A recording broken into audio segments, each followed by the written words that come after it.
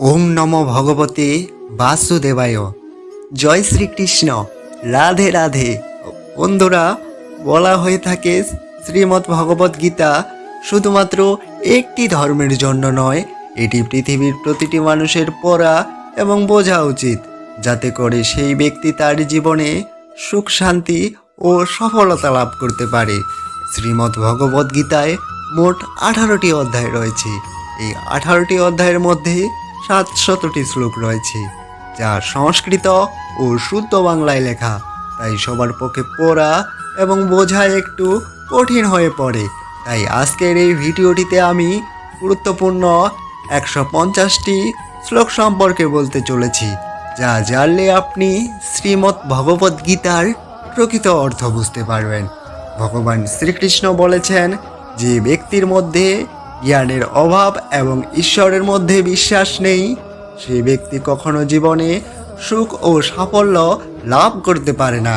কে কি করছে, কিভাবে করছে এবং কেন করছে, এই সব থেকে যত দূরে থাকবে ততই সুখী থাকবে।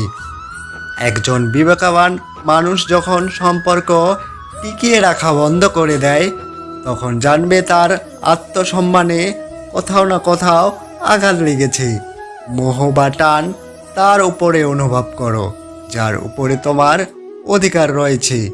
যার উপরে তোমার অধিকার নেই, তার উপরে মোহ ও টান অনুভব করার উচিত নয়।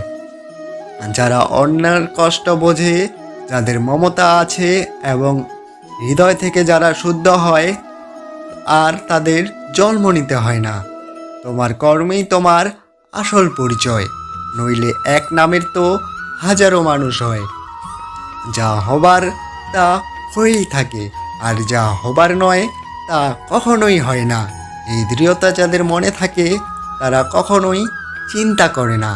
কর্ম এমন একটি ফসল যা একজন ব্যক্তিকে যে কোনো পরিস্থিতিতেই কাটতেই হয়। তাই সর্বদা ভালো বীজ বপন করুন, যাতে ফসল ভালো হয়। সদা সন্দেহকারী ব্যক্তির জন্য প্রসন্নতা পাওয়া যায় না। এই জীবনে সম্ভব না অন্য জীবনে।